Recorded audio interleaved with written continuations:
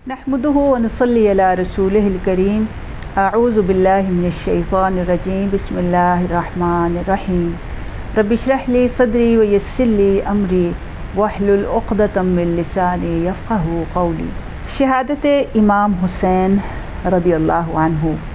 10 मुहर्रम को हुई और ये एक अज़ीम सानहा था। और आप देखें कि ये एक ऐसा सानहा है कि जो अहले बैत के साथ थोड़ी सी भी मोहब्बत रखने वाला हो वो तो इस पे ज़रूर ही गम का इजहार करेगा, और ये एक फ़ितरी बात है। और गम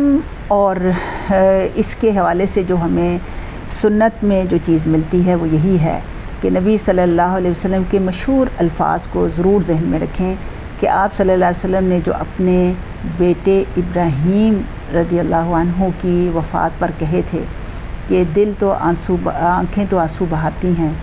दिल भी गम से चूर है, लेकिन ज़ुबान से हम वही कहेंगे कि ए अल्लाह हम तेरी तकदीर और तेरे फ़ैसले पर राज़ी हैं।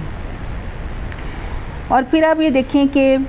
असल बात यह है कि हर साल मुहर्रम में करोड़ों मुसलमान शिया हों या सुन्नी हों इमाम हुसैन रदियल्लाहु अन्हु की शहादत पर अपने रंजो गम का इजहार करते हैं। लेकिन अफसोस का मकाम ये है कि ये सारे के सारे गम गुसार जो हैं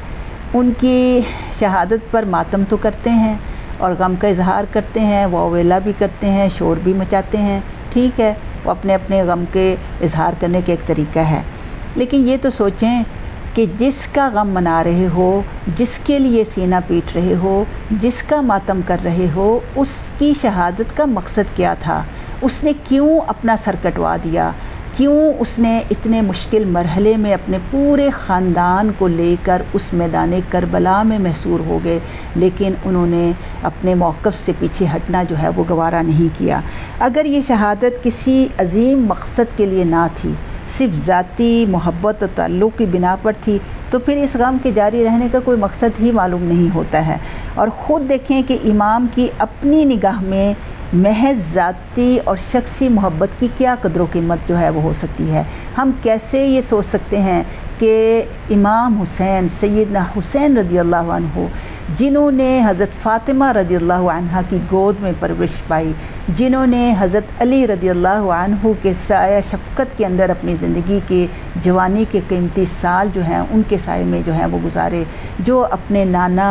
की नज़र करम जो थी उनके ऊपर थी, तो ये कैसे मुमकिन हो सकता है कि वो अज़ीम मकसद के बग़ैर महज अपनी ज़ाती और शख्सी उसके लिए जो है कोई कुर्बानियाँ जो हैं वो दें? तो इस हवाले से हमें देखना इस बात पर है कि वो क्या मकसद था कि जिसके लिए इमाम ने रदियल्लाहु अन्हु ने अपनी जान जो है वो सर धड़ की बाजी लगाई। तो इस वजह से ये हमें कोई भी बदगुमानी ज़ाहिर हम नहीं कर सकते हैं, ना ही ऐसा करेंगे या ऐसा सोचेंगे भी तो ये हमारे ईमान को कम कर देगा, बल्कि हमारे ईमान को ख़त्म कर देगा। तो इसलिए हमें ये देखना है कि किस वजह से उन्होंने ये सारा काम किया और क्यों उस वक्त जो सहाबा मौजूद थे, ज़ाहिर है कि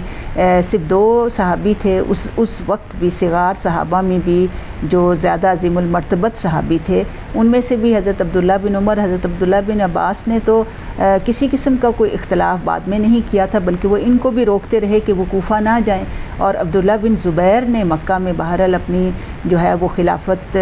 उनकी कायम भी हुई और 8-10 साल तक जो है उन्होंने बैत भी की, लोगों ने बैत भी की। और ये भी इंसान को ज़ाहिर है कि हमें दीन में ये मना है कि हम अगर या मगर इस तरह की कोई बात हमने नहीं करनी कि अगर ऐसा होता और इमाम हुसैन रदियल्लाहु अन्हु भी मक्का ही रहते और वहीं पे ही खिलाफत ही दोबारा से कायम हो सकती थी। बहरहाल ये तकदीर में ये होना था और ऐसा ही फ़ैसला था। लेकिन हमें ये सोच लेना चाहिए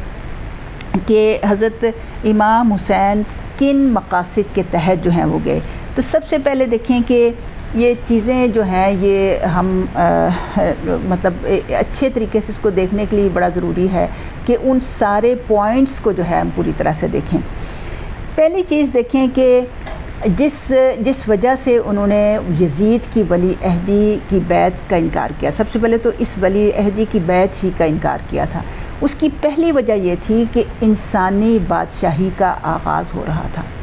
آپ دیکھیں کہ اسلامی ریاست کی جو اولین خصوصیت ہے وہ یہ ہے کہ اس میں صرف زبان ہی سے نہیں بلکہ دل سے، سچے دل سے یہ مانا جاتا ہے، اور عملی رویہ بھی اسی عقیدے اور اسی یقین کا ثبوت دیتا ہے کہ ملک جو ہے وہ اللہ کا ہے اور باشندے جو ہیں وہ اللہ کی رعیت ہیں، اور حکومت اس رعیت کے معاملے میں اللہ کے سامنے جواب دہ ہے۔ یعنی جواب دہی کے احساس ایک مسلم حکمران کے اندر بہت زیادہ جو ہے وہ ہونا چاہیے۔ اب اس وجہ سے جو حکمران ہیں اس کا سب سے پہلا کام یہ ہوتا ہے کہ اپنی گردن میں اللہ کی بندگی اور غلامی کا کلادہ جو ہے وہ ڈالتا ہے۔ پھر اس کی ذمہ داری یہ ہوتی ہے کہ اللہ کی رعیت پر اسی کا قانون جو ہے وہ نافذ کریں۔ لیکن یزید کی ولی عہدی سے جس انسانی بادشاہی کا آغاز ہو رہا تھا اس میں اللہ کی بادشاہی کا تصور صرف زبانی اعتراف تک محدود رہ گیا، اور عملاً اس نے وہی نظریہ اختیار کر لیا جو عام طور پر انسانی بادشاہ کا رہا ہے، یعنی ملک بادشاہ کا، شاہی خاندان کا ہے، اور وہ رعیت کی جان، مال، آبرو، حتیٰ کہ ہر چیز کا مالک ہے۔ تو خدا کا قانون ان بادشاہوں میں نافذ بھی ہوا تو صرف عوام پر ہوا۔ بادشاہ اور اس کے خاندان والے اور اس کے عمراء حکام زیادہ تر اس سے مستثنیٰ رہے۔ یہ چیزیں موجود ہیں، یعنی آپ دیکھیں کہ بادشاہت کا انکار نہیں ہے۔ آپ دیکھیں کہ بادشاہ تو دو نبی بھی بادشاہ تھے، حضرت داؤد علیہ السلام اور حضرت سلمان علیہ السلام بھی بادشاہ تھے۔ تاریخ میں سورہ کہف میں آپ دیکھیں تو ایک بادشاہ ذوالقرنین کا بھی ذکر آتا ہے، لیکن ان بادشاہوں میں ہم یہ دیکھتے ہیں کہ انہوں نے اپنے گلے میں اللہ کی بندگی اور غلامی کا کلادہ ڈالا ہوا تھا۔ اس وجہ سے ہم دیکھتے ہیں کہ وہ بادشاہ صرف اپنی ذات تک بادشاہ جو ہے وہ بادشاہ کا نام تو ضرور لگا ہوا تھا، لیکن در حقیقت وہ اللہ کے قانون کو سب سے پہلے اپنے اوپر نافذ کرنے والے اور پھر عوام کے اوپر اللہ کے قانون کو نافذ کرنے والے تھے۔ لیکن جو ایک شخصی اور ایک انسانی بادشاہ ہوتا ہے جس کے اندر یہ تقویٰ نہیں ہوتا اور صرف اپنی بادشاہت کو اس نے بچانا ہوتا ہے، تو عوام کے اوپر تو وہ قانون نافذ کرے گا، اور یہ قانون نافذ ہی رہا، بہت عرصے تک نافذ رہا، لیکن خود وہ اس سے مستثنیٰ ہوئے۔ تو اسی وجہ سے حضرت حسین نے اور دیگر صحابہ، جو 5 صحابہ جنہوں نے اس چیز کا انکار کیا تھا، اسی وجہ سے اس ولی عہدی کا انکار کیا۔ دوسری چیز یہ تھی کہ اس کے بارے میں اسلامی ریاست کا دوسرا مقصد یہ ہوتا ہے کہ اللہ کی زمین میں نیکیوں کو قائم کرنا اور اس کو فروغ دینا ہوتا ہے، اور پھر ان برائیوں کو دبانا اور مٹانا ان کا مقصود ہوتا ہے جو اللہ کو ناپسند ہے۔ مگر انسانی بادشاہت کا راستہ اختیار کرنے کے بعد حکومت کا مقصد کیا ہوتا ہے کہ فتوحات تو ہوں، لیکن کس لیے؟ کہ صرف اور صرف جو ہے ہماری بادشاہت جو ہے برقرار رہے۔ اللہ کے کلمے کو بلند کرنے کی خدمت جو ہے ان بادشاہوں نے کبھی انجام نہیں دی، اور کیسر و کسریٰ کی بادشاہتوں کا جو اس وقت عروج تھا اس نے یہ سب چیزیں جو تھیں وہ ثابت کر رکھی تھیں، اور اسی وجہ سے اس طرح کی بادشاہت جب آتی ہے تو نیکیاں کم ہی پھیلتی ہیں بلکہ برائیاں ہوئی کا جو ہے وہ دورہ جو ہے وہ ہو جاتا ہے۔ تو اسی وجہ سے یہ 2 اہم اصول تھے جس کی بنا پر حضرت حسین رضی اللہ عنہ نے اپنا سر تو کٹوا دیا، لیکن اس انسانی بادشاہت کو روکنے کے لیے جو ہیں وہ کھڑے ہو گئے، اور اسی وجہ سے انہوں نے یہ ساری چیزیں جو ہیں وہ دیں۔ دوسری چیز دیکھیں کہ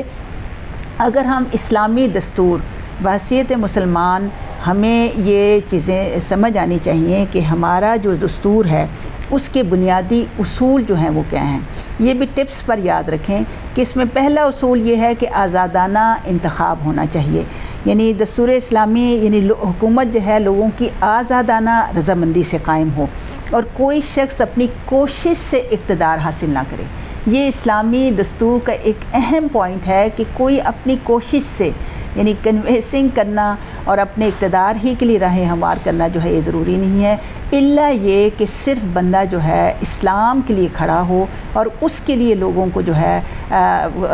یعنی لوگوں کو بتائے اور لوگوں کا ساتھ چاہتا ہو، تو ایسی صورتحال میں جو ہے یہ انتخاب میں اس طرح کی صورتحال اختیار کرنا جو ہے وہ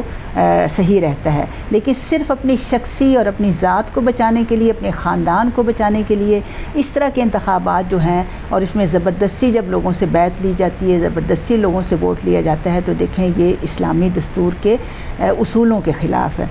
دوسری چیز جو ہے یہ اس میں چونکہ یہی کچھ ہو رہا تھا کہ زبردستی بیعت بھی جو ہے وہ لی گئی تھی۔ دوسرا یہ کہ اسلامی دستور کا دوسرا جو بڑا قانون ہے وہ یہ ہے کہ شورائی نظام ہوتا ہے،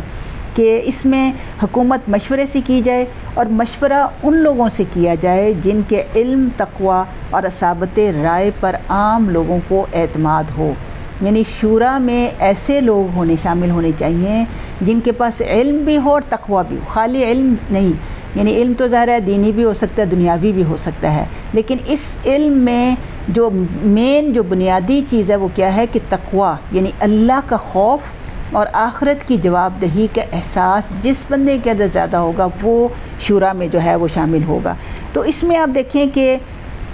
ہم دیکھتے ہیں کہ خلافت راشدہ کا جو دور تھا اس میں کوئی بھی خلیفہ اپنی مرضی سے نہیں بنا، اس میں وہ شورائیت ہوئی، اور عوام نے جس کو منتخب کیا اہل شورا نے اس کو پوری طرح سے جانچا پرکھا، اس کے اخلاص کو دیکھا، اس کے تقوی کو دیکھا، اس کے علم کو دیکھا، اللہ سے تعلق جس کا زیادہ مضبوط تھا اسی بنا پر جو ہے وہ